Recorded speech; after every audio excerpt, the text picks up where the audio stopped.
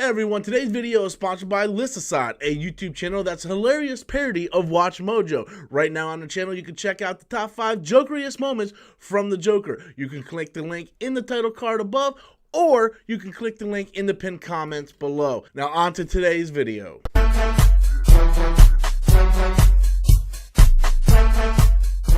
Hey everybody, welcome back to the channel once again. I am Robert Storms. As always, if you're finding me for the very first time, be sure to hit that like and subscribe button. Speaking of subscribe button, guys, as you guys could probably tell from the opening of this video, I had a sponsor for this video. So if you guys can please go over to Listicide and subscribe to their channel, I would very much appreciate it, guys. Just go over there. I have the link in the description as well as a pinned comment. Helping that channel helps my channel. So guys, if you want to help support the channel, just go over there and subscribe to Listicide.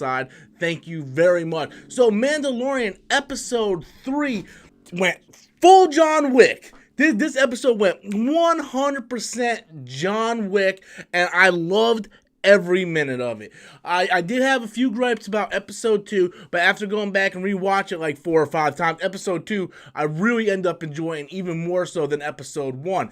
This episode takes it another step, and I don't think this episode would work if we didn't have the connection with the Mandalorian and the baby from the second episode.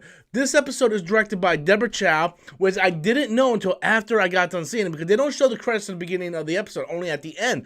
And as you guys know, Deborah Chow has been slated to direct the entire Obi-Wan Kenobi series, and after seeing this episode, yep, absolutely. So if you haven't seen the episode, I just want to let you guys know there is going to be spoilers in this review. I don't want to do a non-spoiler and a full spoiler. So if you haven't watched it yet, I do apologize, but go ahead and just go watch it, then come back to this review later.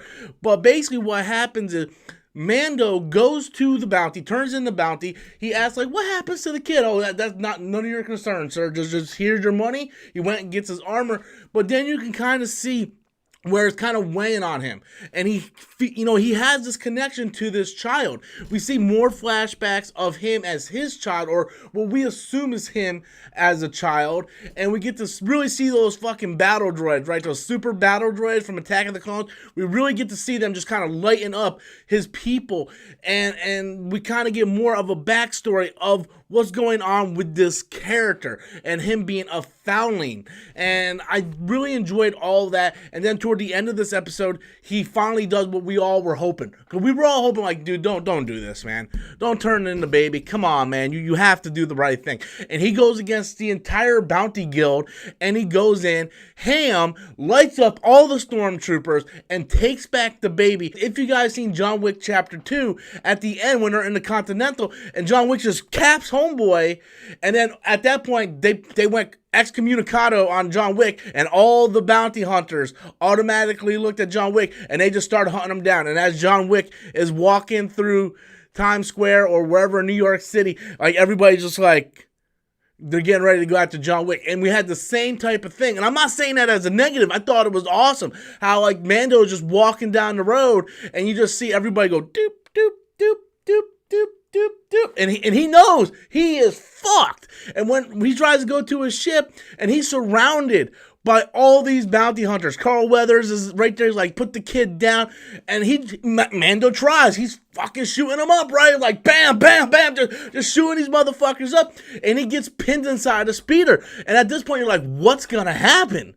What's going to happen? Like, obviously, they're not going to kill Mando in the 3rd episode. Like, how are you going to have a series called The Mandalorian and he's going to die in the 3rd episode? Like, what's going to happen? Is he going to have no other choice to turn into a child? Is the Empire going to come in? The remnants of the Empire are going to come in and kind of just clean house with everybody? Like, what's going to happen? That UFC chick, is she gonna come in with a fucking gun and start lighting people up? I'm like, what the hell is going on? Next thing you know, you just see a rocket just launch in the sky, and out of nowhere, just all these fucking Mandalorians come in on their jetpacks, and they're just lighting the fucking bounty hunters up. So I'm like, holy crap, man. You got bounty hunters lighting up. Like what's going on? Like, the Mandalorian just lighting everybody up, gunfire everywhere. It's like, this is insane. And you didn't know if it was really going to go this way, because as the Mandalorian is getting his new armor, he kind of had the confrontation with another fellow Mandalorian. And we get a little bit more backstory on what's going on with them.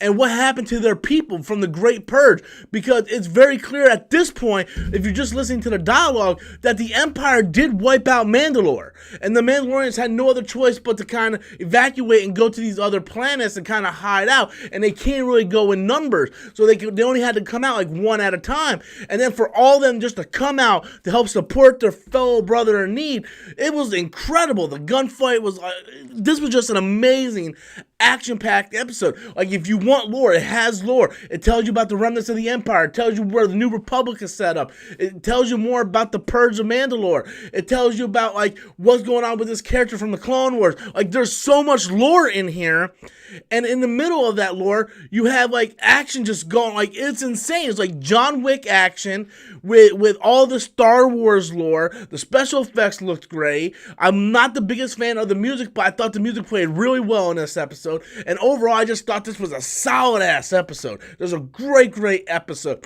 And now, no doubt, for the remaining 5 episodes we have is going to be Mando on the run, because now he's probably going to be hunted by both the Empire and the Bounty Guild.